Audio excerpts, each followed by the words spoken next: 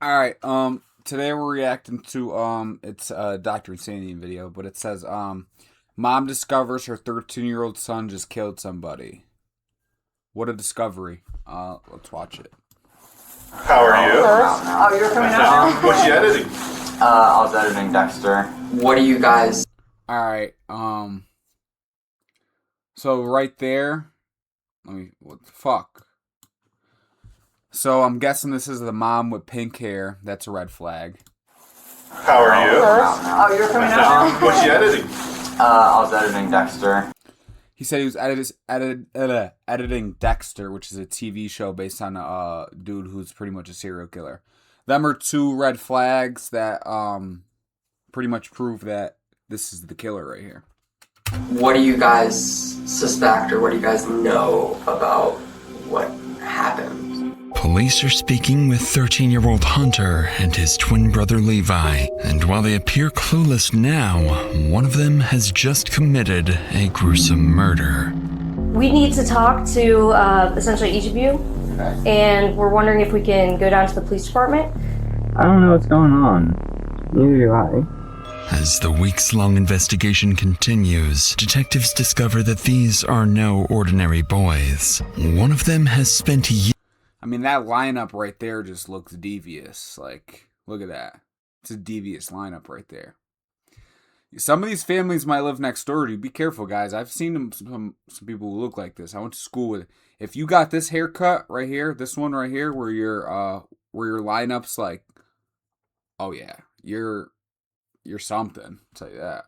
Years obsessively researching serial killers like Ted Bundy. Now he believes he's executed the perfect murder and can outsmart police. But a series of childish mistakes would cause his violent fantasies to slowly come to light, leaving his family and the entire town in utter shock as the monster they feared turns out to be a 13-year-old boy. Find that fool.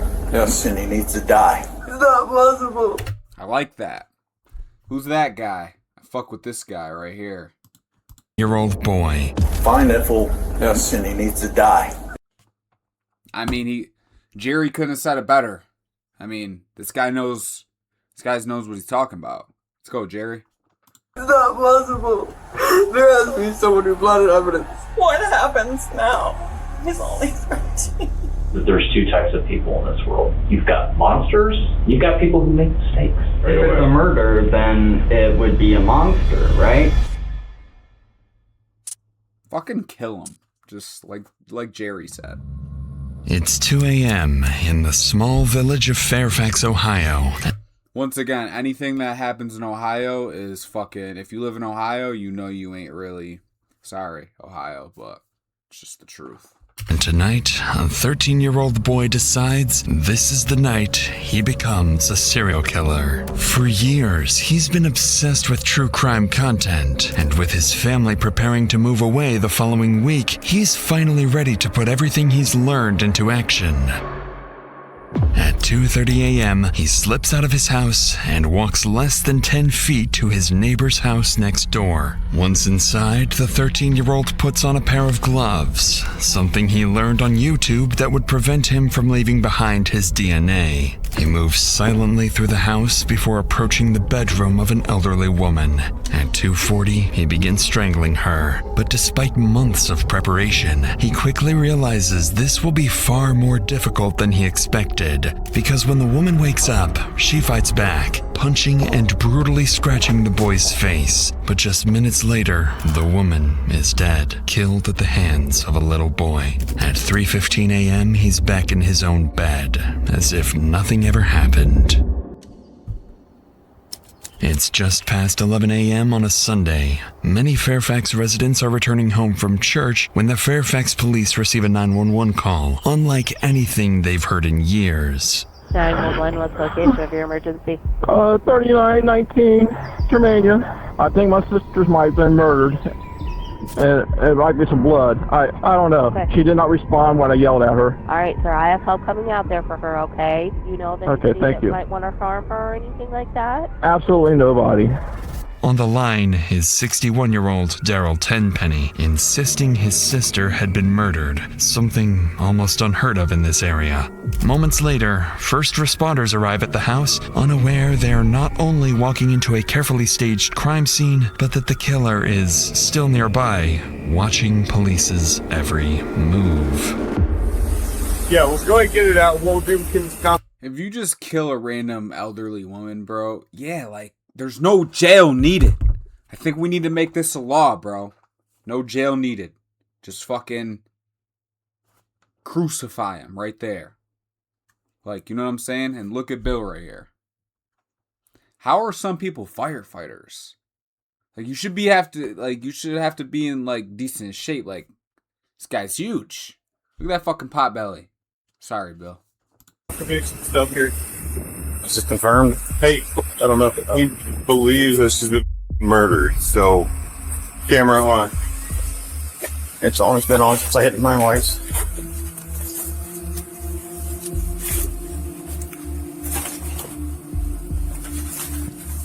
Hold. Rigger. Just try to touch as least as you guys can. Do what you guys got to do. Yeah, no. So you got blood. Did he cover her up?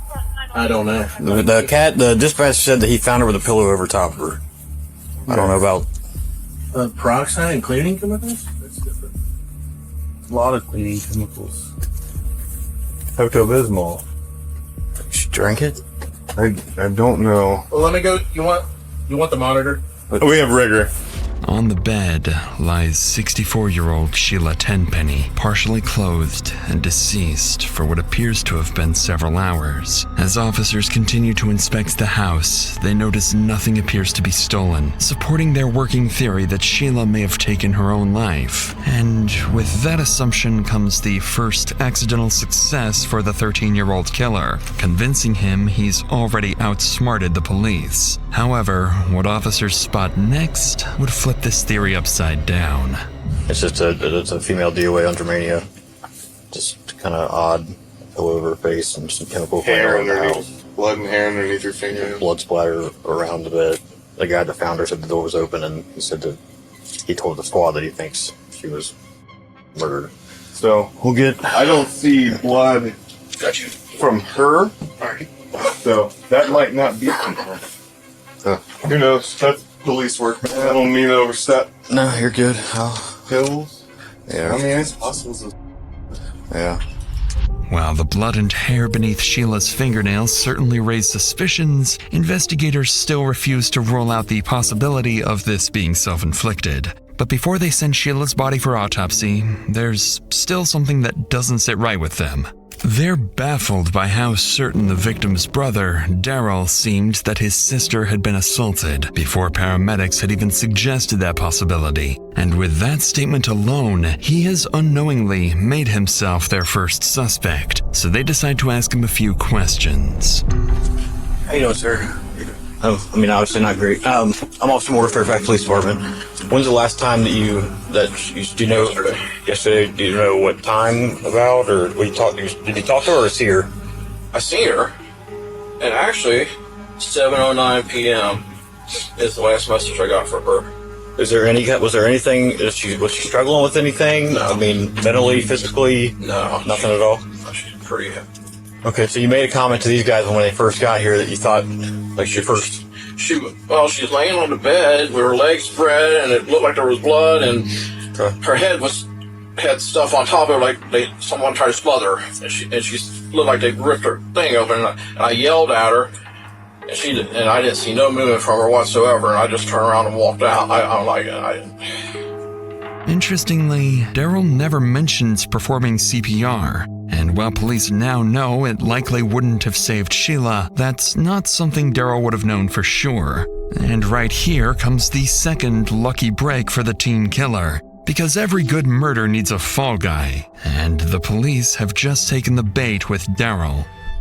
Shortly afterwards, Daryl's interview wraps up, the scene is secured, and officers return to the station to await the autopsy results. But as investigators leave the house, they would overlook a crucial piece of evidence. Lying beneath Sheila Tenpenny's body was a men's wristwatch, a seemingly insignificant detail that would later become one of the key pieces of evidence used to solve the entire case.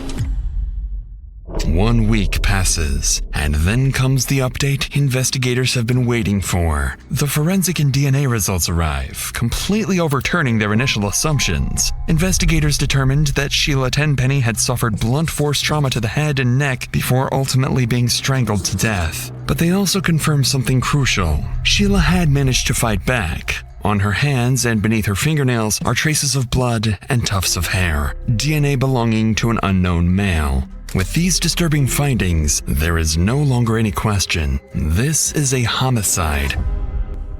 So early Monday morning, officers returned to the neighborhood, going door to door in search of anyone Sheila may have wronged, and anyone with fresh defensive wounds. But in reality, the detectives couldn't be more off track. While the young killer quietly brags about the murder online, growing more confident. Like, bro, this one was a fighter. Just kill the fucking kid. Like, he's gonna end up being Michael Myers. Like, that's where people get it messed up too. Like, somebody will be 13 and they'll, like, you know, try to give them mental health help. Bro, no. Just pop them and then scan their brain afterwards and see what the fuck was wrong up there, you know? Confident by the hour, knowing the victim had absolutely no enemies. And as police begin surveying the neighborhood, they have no idea which interaction will bring them face to face with Sheila's killer. So you're one of the trusted family members. What we're doing is getting elimination DNA from anybody we talk to, as long as you're willing. Thank you very much. And then how about your hand? Just let me double check your hands. I know you work with them on the other side. Yeah, that's great. I can't believe they haven't got a lead or anything. There's a lot going on, I'll say. So this is just part of the process. Here's my card before I forget, in case you have anything else or need to reach out. I email and phone numbers on there. Find that fool. Yes. And he needs to die. Yeah. Capital punishment. I wish we did that more often, to be honest with you. So. I mean, you know, if it gets out, he's going to do it again. You can't cure you don't that. fix that. Feel me? I've been saying that. Capital punishment.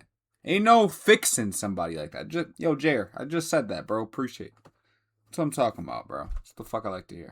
Yeah. You don't fix that. I agree. Okay, you're good there. I'm going to come up here soon. I know this is a pain in the ass, man, but I definitely appreciate it. So you guys think this is a random thing? Or? I want to say no. I do. Well, but from what I've heard, you know, the guy down in that new house over there and a couple others, I've been out here having my cigarette. Sure. I hear, I think the brother did it and they're going to arrest him in a couple, 3 days. I'm like, what? You think the brother did it, huh? Yeah. Huh. Why? Any reason why they think that? I don't know. That's just speculation right now. That's interesting. After speaking with more than a dozen people, officers uncover a major new rumor. Many in the village suspect Sheila's own brother, Daryl, is responsible. With this as their only real lead, another team of officers led by Special Agent Richard Ward makes a surprise visit to Daryl's house, less than a mile away. And for the actual killer, the plan appears to be working even better than he imagined. Suspicion has successfully shifted onto Sheila's own family member, pulling detectives completely off his trail as they begin focusing in on Daryl. For now, though, officers have just arrived at Daryl's house, where it would soon become clear just how lucky the kid got and why Daryl makes the perfect fall guy. I'm still getting a little lost my mother, and I have not. I know, Daryl. Straightened anything out. And now I got more to deal with. Oh, you weren't lying. Yeah. Well, these are right here, all these boxes. Where do you hang out at? Come in here. Oh. Hey, I need to ask you a favor. Remember I got you swabbed? I'll tell you what, this ain't a good look, Daryl. I know you didn't do it, but fuck, having this mess around definitely makes it look like you're the one who did it. I'll tell you that. I need you one more thing. Could you just show me your shirt, underneath your shirt, that you don't, I just want to make sure, I want to satisfy myself. I don't think you would ever hurt anybody. No, especially my sister. Okay, throw your shit back on. So you have any idea when the funeral's going to be? Well, we don't have. They won't release the body yet? I don't know. Nobody's contacted us. I was going to send you a message this morning and say we are okay with that because we want this person caught. Right. Suffice it to say, Detective Ward is taken aback by Daryl's unusual living situation, but still, no scratches. And so the investigation takes a step back. There is seemingly no one they can tie to the murder. No enemies, no leads, nothing. But that's because they're looking at this crime completely the wrong way. With the investigation at a standstill, officers canvassing the area continue knocking on doors until they reach the neighbor directly across the street, just 50 feet from the victim's home. It's one of the homes where no one answered earlier, and as they approach the front door, the homeowner, Rebecca, steps outside, unaware that in the next few minutes, her life is about to be turned upside down. So I don't know when it actually happened. I know that we saw like the trucks or cars or whatever on Sunday. So and actually Sunday morning at like 6 a.m. We had to run to the ER because my son, the cat, I guess, was sleeping on his face, and they startled each other in the dark. Oh man! And it scratched him, and so we were worried. Oh shit, boy. Imagine hearing that, though. I'd be like, might just jaw that bitch and take her fucking kid with me.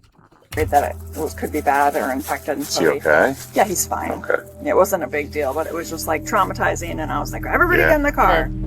Just a few feet away, 13-year-old Levi Cart looks through the living room window and notices his mother speaking with police officers. Panicking, he pauses the YouTube video he was watching, runs up to his room, and locks the door.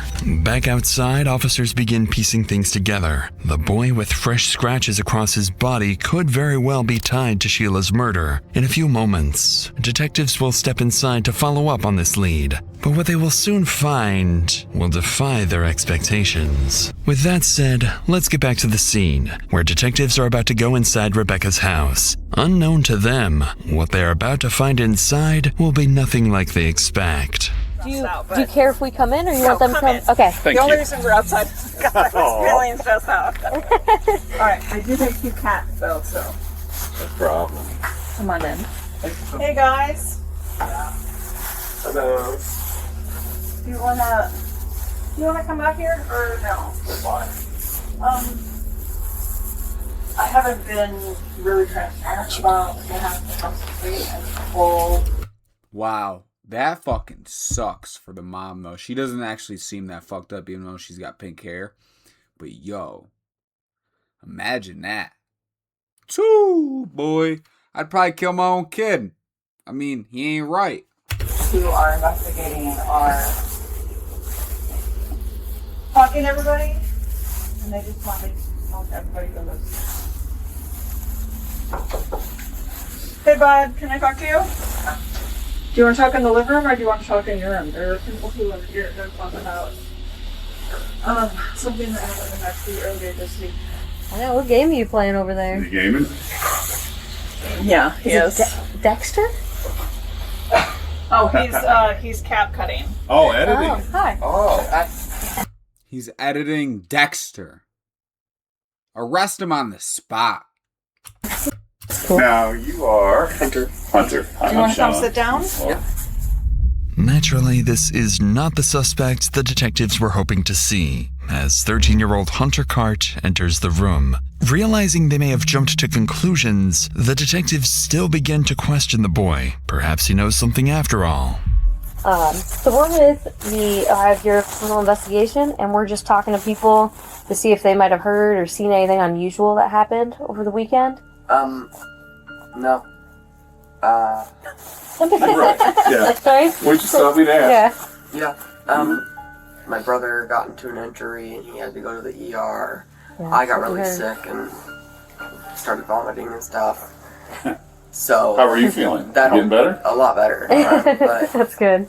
that whole day was just kind of a blur for everybody. Unless it's something that happened a long time ago that's memorable. It's not really something I remember unless it is really, really brought up.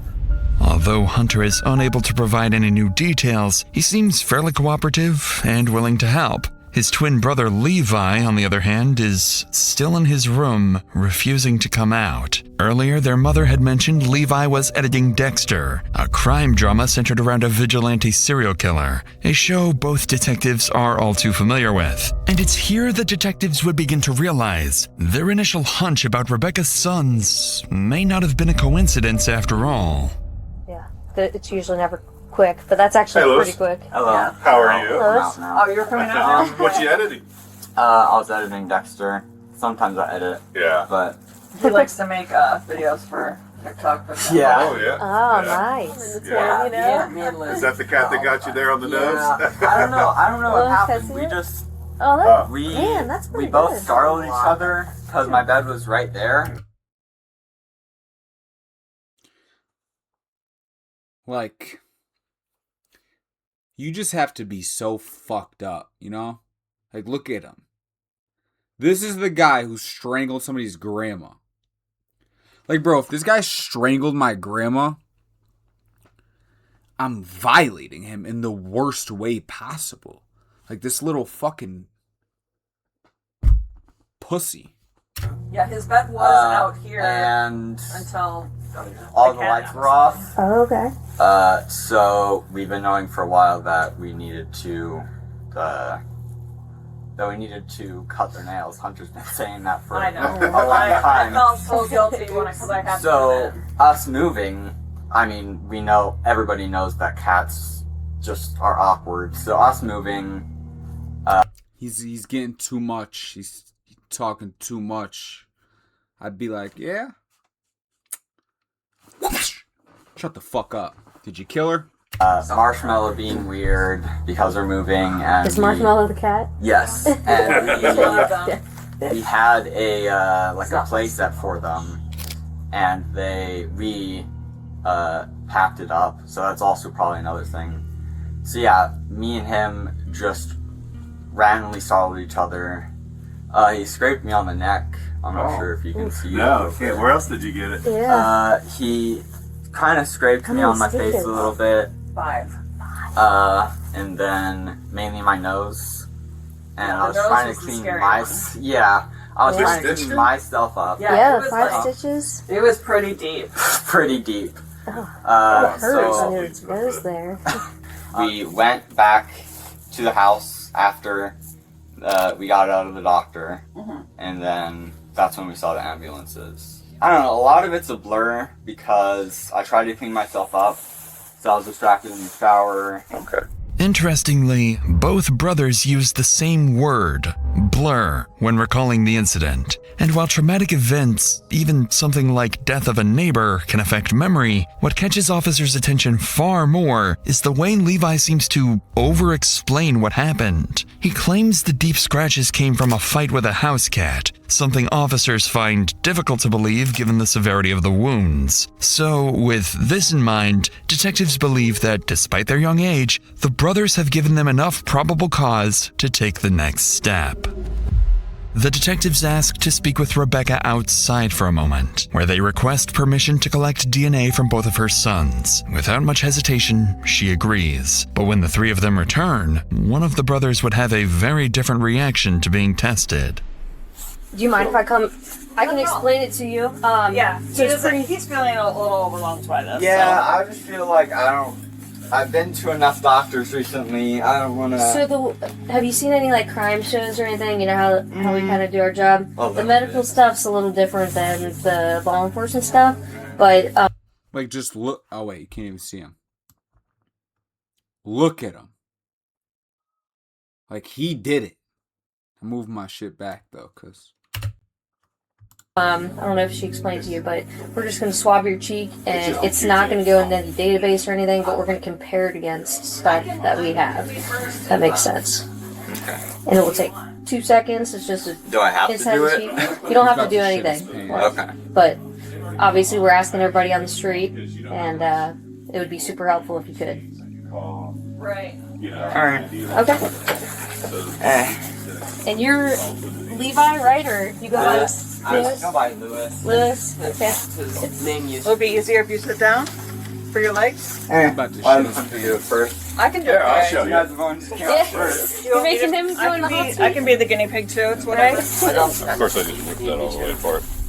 The detectives proceed to take DNA swabs from both brothers, though Hunter and Rebecca are clearly far more willing to cooperate than Levi. But what one of the brothers doesn't seem to realize is that the more he talks, the more the Cart brothers begin to look less like witnesses and more like suspects. Lewis has a few scars on his back, but it's just from the surgery. Yeah, because my... Oh, let's see. Oh yeah, you could show them. Sorry. Oh, yeah. Oh, Well, it wow. looks pretty I never noticed. minimally invasive. Yeah, it was 2 years ago. Yeah. Yeah, it was a lot. Yeah, I have worse scars than that. Yeah, it so. didn't look like that. Yeah. Sorry, Very good. I keep mentioning things We that had a you don't good mention surgeon. without your permission. I find it for How does it feel It to was, have yeah. these scars? Dr. Stevenson. It's where they go in and they How does it feel to have test. Oh, he's fucking ratting him out. I mean, you should rat him out if you not. I mean, I don't know.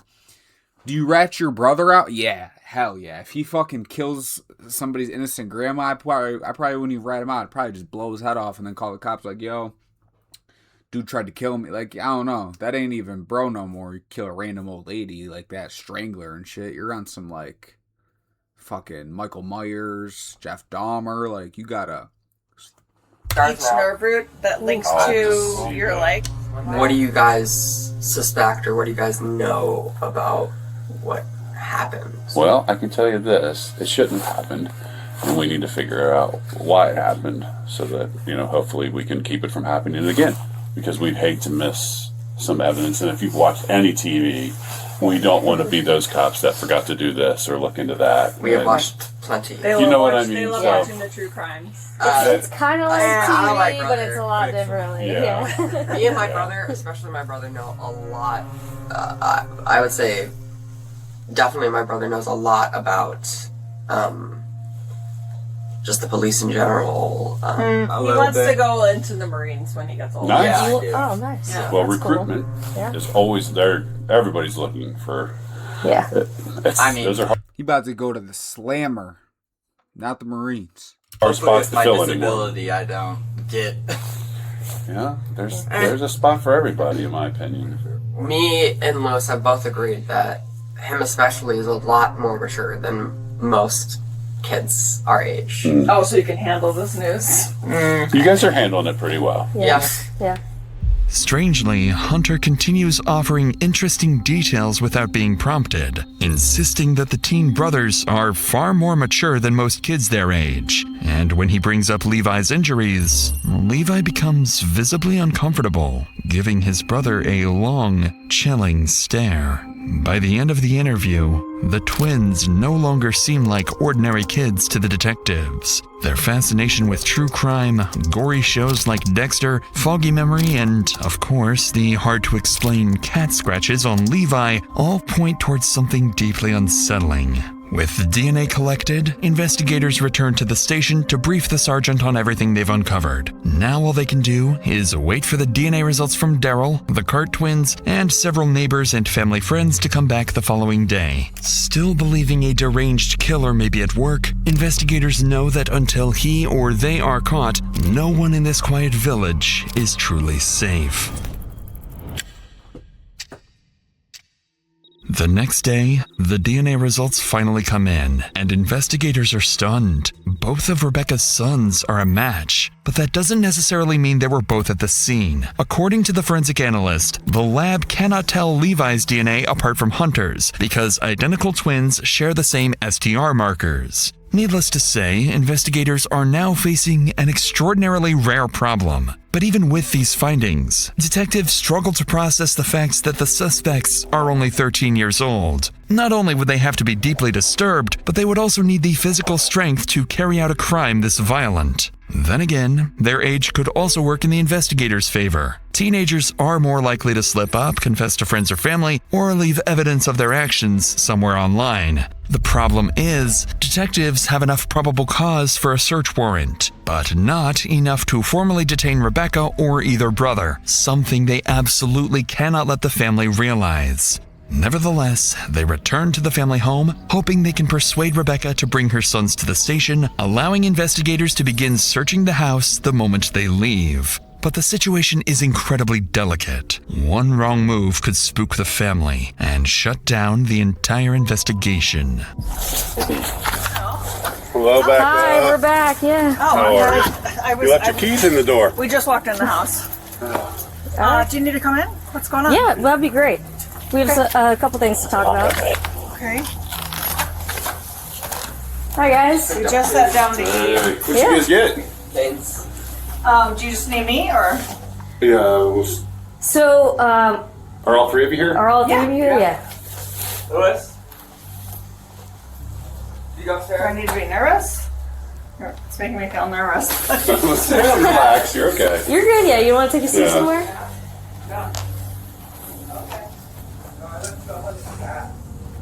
It's okay. I'm gonna go sit down so it's a little less weird. Yeah, come on in. Just relax. Yeah, you guys are good.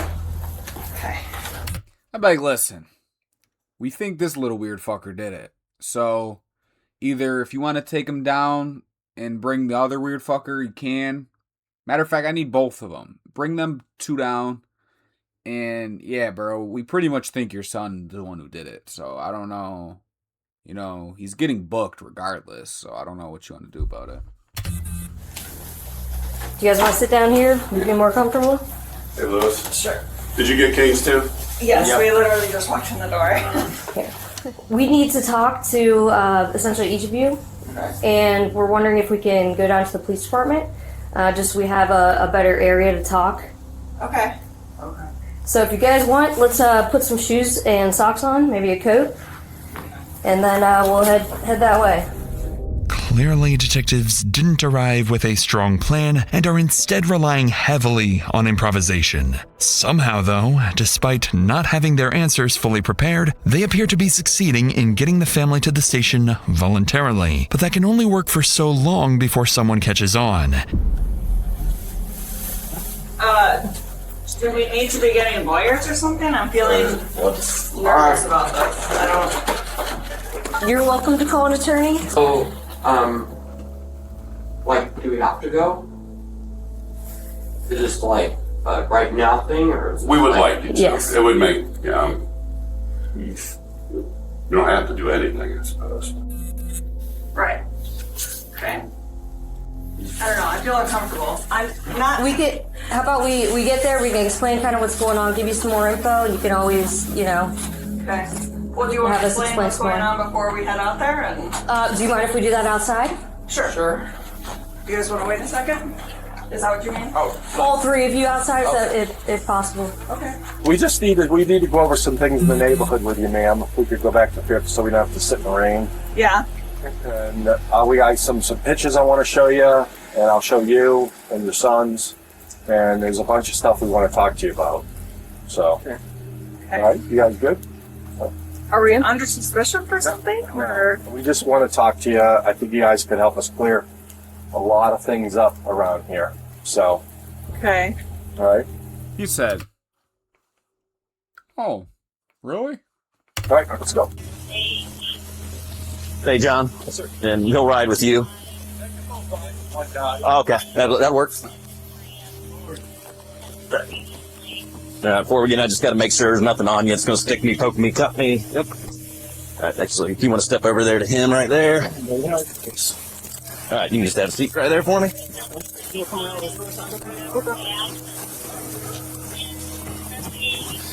Do we have to put this on you for the whole 3 blocks we're driving?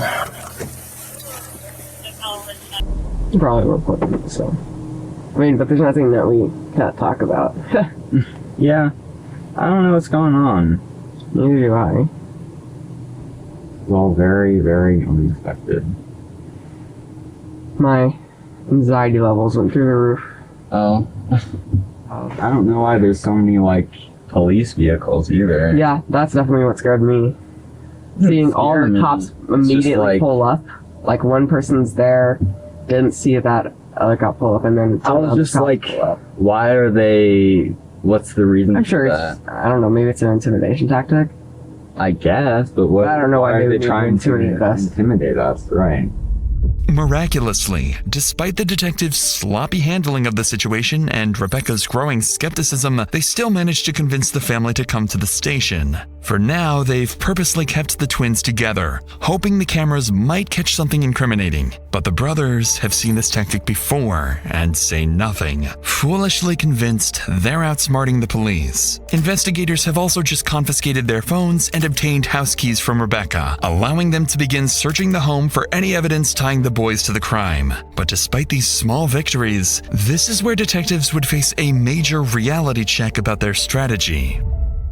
Upon arriving at the station, the twins are quietly escorted through a separate entrance and separated from their mother. The twins don't seem particularly worried, calmly following detectives into the interrogation rooms. But for Rebecca, the situation is very different, because the moment she's finally informed that her sons are about to be questioned without her present, all hell breaks loose. I don't want food. I want to get us our lawyer and have my children stop being questioned without a lawyer present immediately. Okay. So let's make that happen. I don't know who's doing what where. Nope, but I can. All right, listen. Sit down and shut the fuck up, number one, because I'm almost certain your retard son is the one who did this. So sit down and let me figure this out, or he'll probably kill you next. So let's just take a chill pill here. And, that's how you gotta... I'd be raw as hell if I was a detective. I'd be like, listen, a couple things can happen. Number one, we won't question none of them, But you're risking your life with this fucking psychopath in your home. Nah, I'm just kidding. I'd slap her upside her head, tell her to sit the fuck down and shut up. And go get that figured out for you. It needs to happen right now. Yep. Okay, yeah, I'll go today. I got it. Then my slippers. We just got home from the doctor's office Those in look Canes. so comfy. They are comfy. Amazon? Not, yeah. That's that pink hair talking right there. I find this on Amazon. People are so against it. Really, I know you're being friendly. I need to know my children are not being questioned and that they have a lawyer. You didn't let us know that we were being detained. You're not being detained. You're free to go. No, you didn't let us know that you were detaining my children. They're free to leave. You did not. Right now? They're allowed to leave right now. Let's go. Right now. Right now. You said they're allowed to leave. Yes or no? You cannot take them. Clearly, this is not how detectives hoped things would go. Rebecca is furious, and not without reason. The detective just admitted that the boys are free to leave, yet does nothing when Rebecca demands exactly that. On top of that, her phone has been confiscated, making it impossible for her to even call the lawyer. It's here that the risk behind the detective's strategy, or lack thereof, becomes impossible to ignore. The advantage of this approach is that by withholding the real reason the boys are there, detectives limit the information the suspects can tailor their stories to, making contradictions and inconsistencies much easier to catch later. That said, when those suspects are minors and detectives need their mother's cooperation, this strategy can quickly backfire, undermining trust and damaging the legitimacy of the entire process. And unsurprisingly, Rebecca's outrage is only beginning as she storms out of the interrogation room in search of anyone willing to tell her what's really going on. Are you accusing them of murder? I am not. Is that why they're being detained? Because they're under suspicion for murder? They're questioning to find out if they know any additional details. How would they know anything? Unless you were accusing them of murder and you think that they murdered someone. So that's I'm saying this whole charade, the way we've gone about this and approached it and slowly showed things to me because I've asked questions and not because you were transparent, is not okay. It literally just says, we have the ability to search all of your belongings. It doesn't say... For what reason would they want to search the belongings? It says for murder. Because we're investigating the murder of the neighbor. Yeah, and my 13-year-olds have not murdered anyone. Okay, well, we're trying to find further information. They did, though. That's the sad part. That was divulged yesterday to put the pieces together. So I'm not going to be told anything.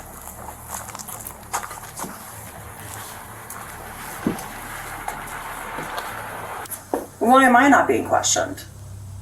We would love to talk to you if you would be willing to talk. I'm literally standing here waiting. Well, we were trying to talk to you, but you want to make phone calls and do all those things. If you'd like to talk, we can talk. You're well aware.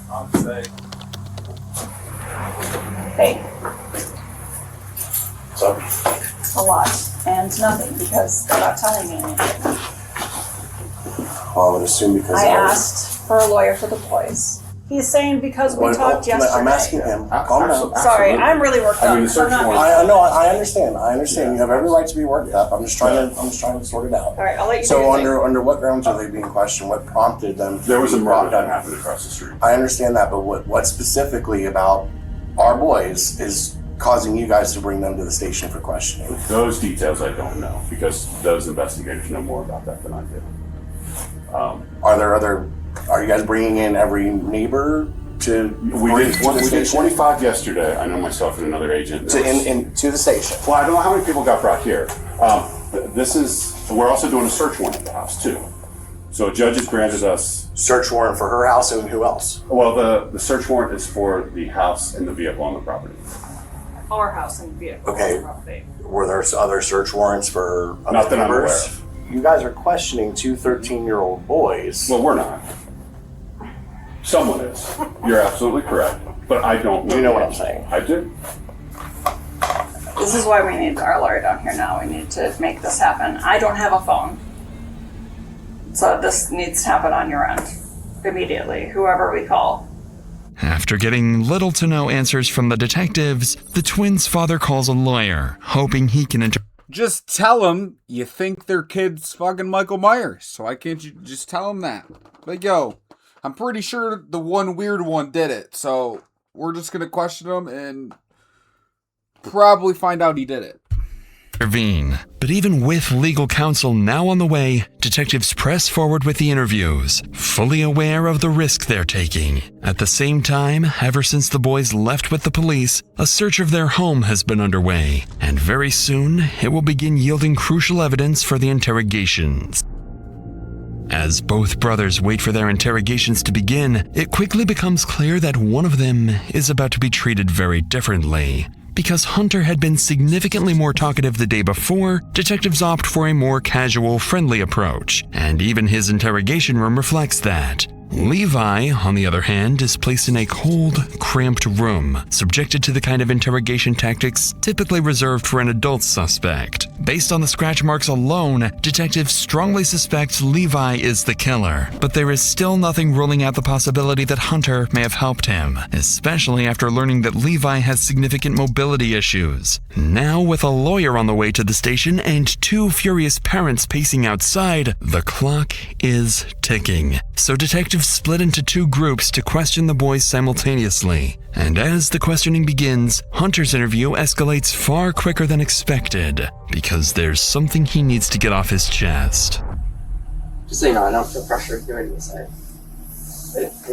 You don't? Of course I feel a little pressured, but I don't feel like I have to sign those. Okay. I just know it's more suspicion is put on me if I don't answer any questions. So. Well, yeah, we're here to talk, ask questions, get your story. I know you told Lauren a little bit.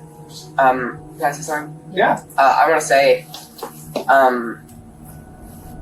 don't think my brother would be able to do anything like that. But because that day he got scratches on his face, because of that day it all seems like a very wide coincidence, you know, because of course his face was scratched by a cat. We talked about it, and it certainly looks like Lewis has some, like, the coincidences are there. At this early stage of the interview, Hunter, completely unprompted, begins talking about the scratch wounds, which he believes are the most concrete evidence against his brother. But while he frames it as a coincidence, back at the house, police executing the search warrant notice something that immediately casts doubt on the story. On Rebecca's bed, they find the family cat, Marshmallow, sitting completely calm. But more importantly, the cat's claws seem far too small to match the injuries on Levi. This information is relayed back to detectives at the station where Hunter and Levi are being interviewed. And while Hunter appears eager to talk, Levi's interview is moving far more slowly, as detectives focus on building rapport and choosing their words extremely carefully. So seeing just how much more talkative Hunter is, investigators keep their focus on him for now, hoping he can offer further insight into his brother, or perhaps even turn on him. He had extra, red scratch marks on his face. I mean, that seems obviously suspicious, but like I said, I don't think he could do something like that. I'm gonna keep saying this, but this makes me feel really upset because a lot of evidence is piled up against him, but I mean, I don't know if you guys suspect him of anything, but I truly don't believe he could do anything like that. Even though he has all these things. He's never talked about anything like that with you? Because we agree anything with like you what? About hurting somebody, or when he gets triggered, he gets upset and acting out and just saying things, or, I don't know how he behaves when he's triggered. No, like I said, no, he doesn't behave weirdly when triggered. He just doesn't. He's just quiet. It's upsetting for him. He started crying when he got back to this house because he said he never gave us an explanation as to why he's triggered, but.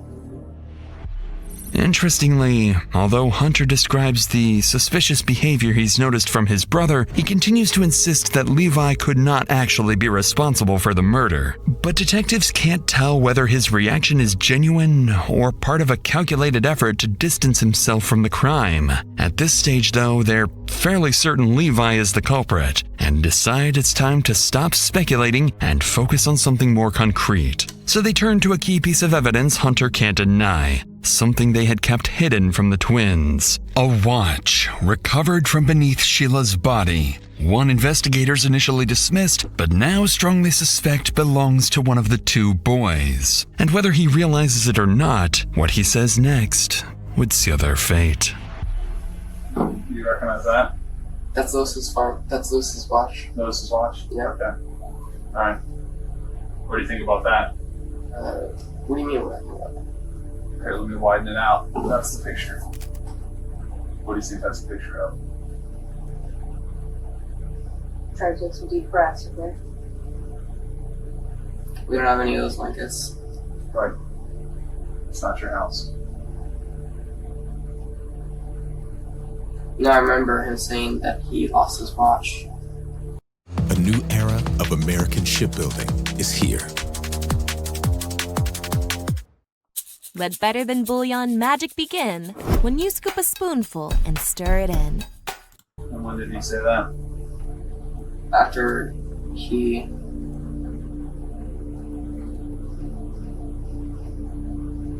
got home. Also, I'll show you one more picture. he sounded, the way he said, I don't know where my watch is. I don't feel a person would say that.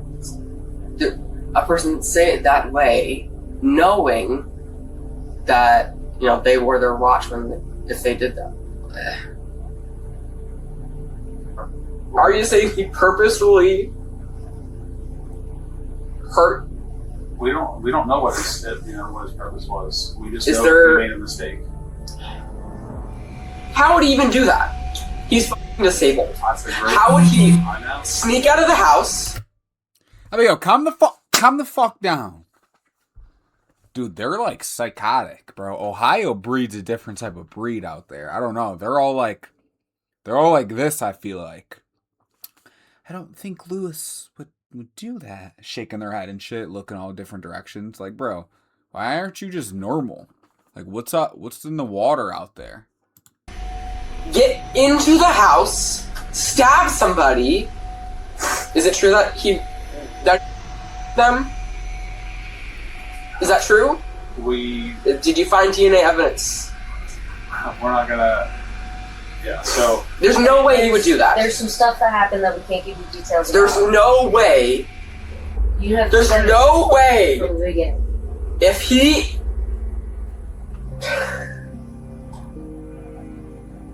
There's no way. There's no way, buddy. It's not possible. There has to be someone who planted evidence. There has to be some misunderstanding. At the thought of his own brother being responsible for the murder, Hunter appears to completely break down. Detectives realize he's now too emotional and overwhelmed to provide any more reliable information, so they decide to end the interview.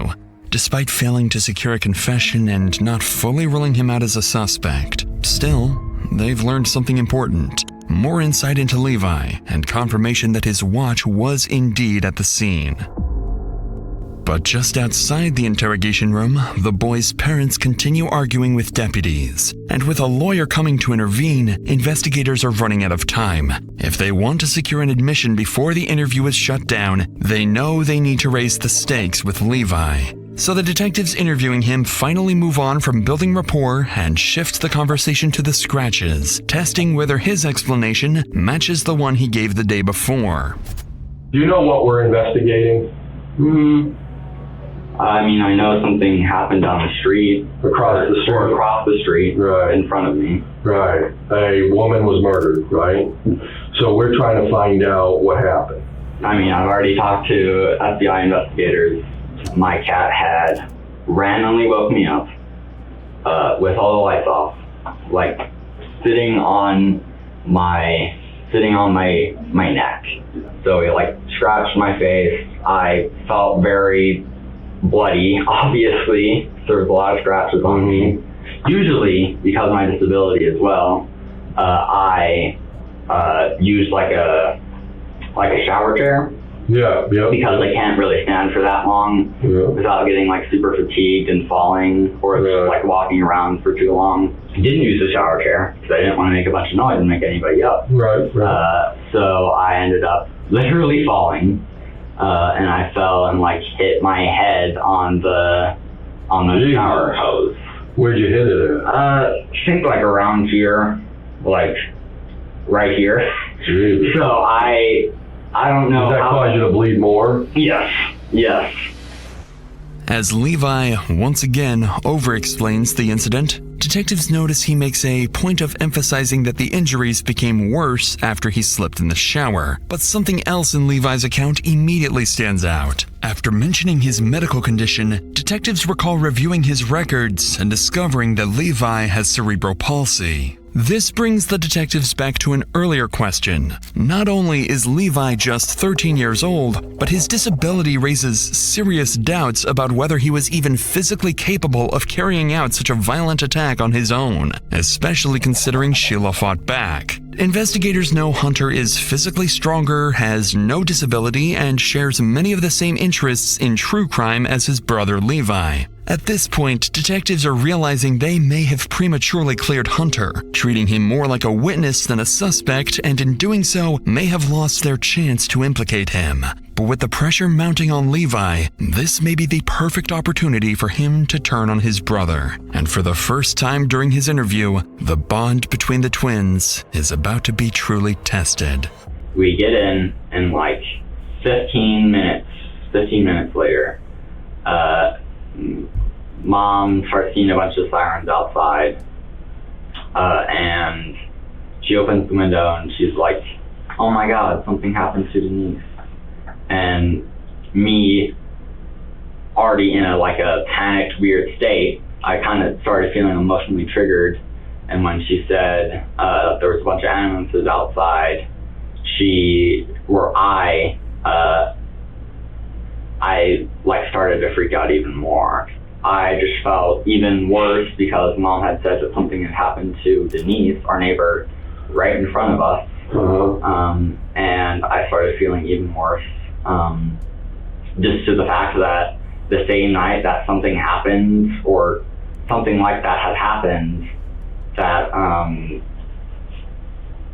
I had an injury of my own. Although Levi never directly blames his twin brother for the murder, he seems more focused on how bad the situation already looks for him. And as the interview continues, it would only get worse, because detectives begin receiving critical updates from the house search that is still ongoing, and officers have started uncovering disturbing items. Inside Levi's bedroom, officers recover a journal containing violent writing and repeated references of wanting to kill someone. They also uncover a growing obsession with serial killers, books, online content, and material saved focused on infamous murderers, and in particular, Ted Bundy. Detectives begin to realize this was far more than just a morbid curiosity. Over time, what began as an interest in true crime had evolved into something far darker for Levi, and now detectives are left trying to determine whether this interest in violence had consumed them both. Because Levi and Hunter are twins, the blood DNA recovered at the scene is consistent with both of them, something detectives choose to intentionally keep from Levi. Instead, they plan to tell him that the DNA points specifically to him, hoping this pressure will make him crack. But if Levi is the criminal genius he thinks he is, he will easily be able to see through the detective's bluff. So, you said you've never been in Denise's house, never been... Okay. Do you know what DNA is? You ever heard of it? I've heard of it. Okay. So we're trying to figure out, and I want you to help me explain this, okay, why your blood would be in Denise's house. That's what we're trying to figure out. Well, I'm not sure. Because... It's over for him. I don't know, like... How is it my blood? Like... That's what we're trying to find out. Because I don't know why it would be in my house. I mean, in her house. Yeah, that's what we're trying to figure out. That's why we're even here right now. Oh. Remember we got those swabs from you? Well, we compared that to the blood in the house, and it's not only her blood, it's your blood mixed in with it. Wow. Through DNA testing. I don't know what explanation I could give you, or even come up with. That would be equivalent to how that would happen. There's only one person here that knows, and that's you.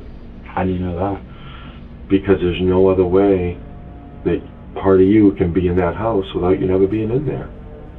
I can agree with that. Right? So that's why I just need an explanation as to how. I'm just trying to wrap my brain around it. You know? Well, I'd have to wrap my brain around it first. Yeah, so that's we need to wrap around together. You know? Can you help me? Bro, like, they suck at... Like, I'd be like, yo, see this watch? Like, whose watch is this? Like, well, he'd be like, well, it's my watch. I'd be like, right. That was in there. So is your blood. You're the killer. Do you want to do life in prison, or what's up? He'd be like, all right, listen. He's fucking slow. Like, you could just, like, you know? Yeah. I can, if you help me. I can help you if you help me. How do I help you? By telling me the truth. I told you the truth, though. I don't think you're telling me all the truth. What? But I'm not lying. Well, I think you're about how you get hurt. We have your blood in her house, and we're trying to figure out how it got there. That's the bottom line. Well, that's the bottom line. I mean, truly. Get my blood from somewhere? We don't need your blood. We got swabs. I just mean, like, did somebody put my blood in that house for a reason? Oh, like, I don't know. Would you tell me? Would they? I didn't put your blood there. I don't have any enemies. I didn't put your blood there. I mean, I'm only 13. I don't know why anybody would put my blood in a house, but I mean, who knows? Is there any more questions you have for me, or like what? Well, I want to get past this, and we're not getting past it. You don't know, I don't know. So we're not resolving anything. Well, I'm not sure if we can resolve it if I don't know and you don't know. Does you know? I mean, listen, I wholeheartedly believe... Punch him in his fucking face. Look at the way he's looking. Does he know? I'd have stood up like, stoop, dropped his ass. Shut the fuck up. I don't care how old you are. They should be allowed to do that, bro. That's why, like, I don't know. That's the way to get it done, baby. Violence. Grab them up. That there's two types of people in this world. You've got monsters, you've got people who make mistakes.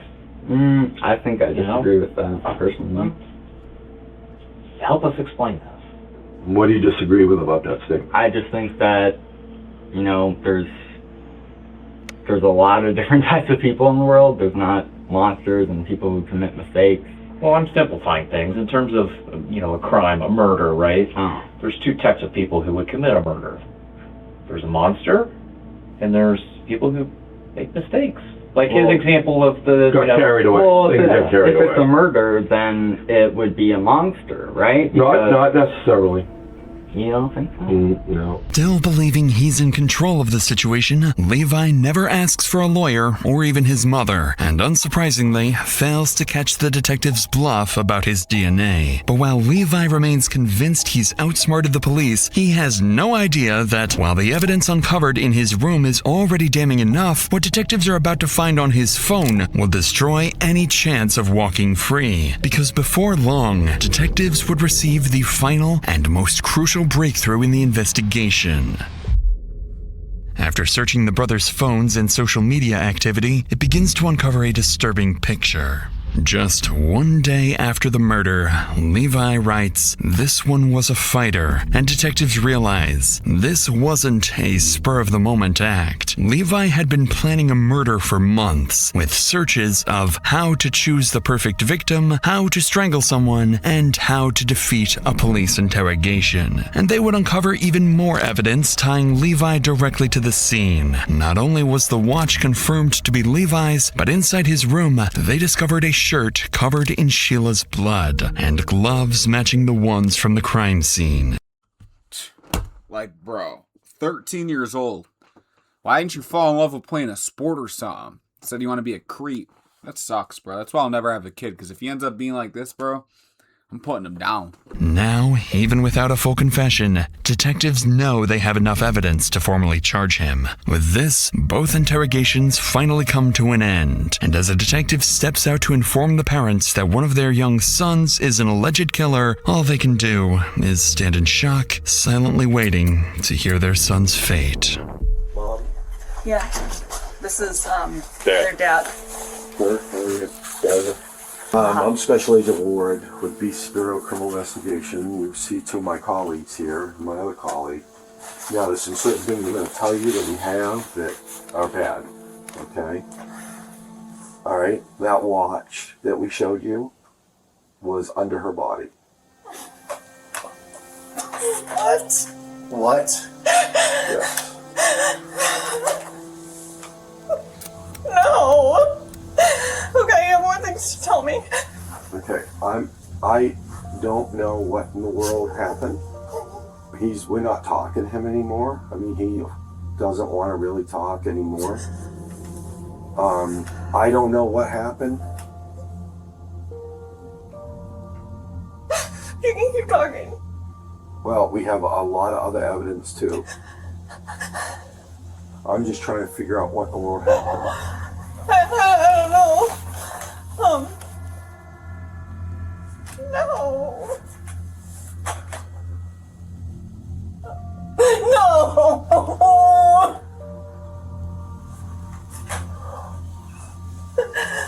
Okay, sorry, No, what else? I'm not doing this to... I don't think you are. I'm just trying to do my job, I'm and in so are my shock. colleagues. What happens now? I'm consulting with the Hamilton County Prosecutor's Office. He's only 13. Oh my god, oh my god, oh my god. I know, honey, I know. Like, sorry, man, but he will be getting executed. Simple. I know. Okay.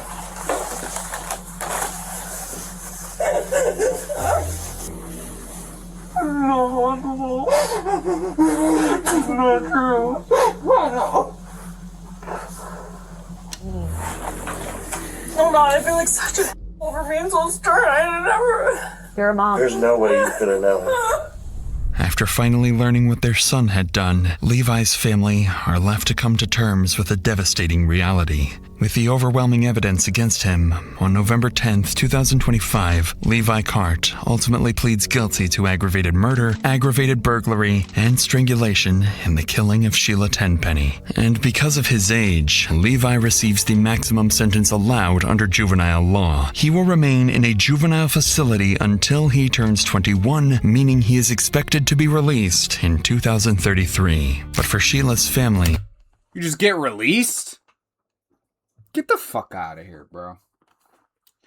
Get the fuck out of here. Like, that's the problem right there. You're going to release him. He's going to come out. And he's probably going to want to do it again. You got to literally kill him, bro. Like, oh my fucking God. the outcome still doesn't feel like justice. Under juvenile sentencing laws, Levi cannot legally remain incarcerated beyond that age. And at Levi's sentencing, the lead investigator warned the court, telling the judge he made a mistake. It was good luck for us that he did, but in the future, is he going to learn from those mistakes? That's what I'm concerned about. For the detectives involved in the investigation, there remains a terrifying possibility that Sheila was not the end of Levi's violence, but only the beginning of what he could be capable of. Alright, so that concludes that. Yeah, dude, that sucks. That's why I don't have kids, because if he ends up being a murderer or something, you're gonna regret it. So, yeah. I'm almost at 500 subs, so, sub up.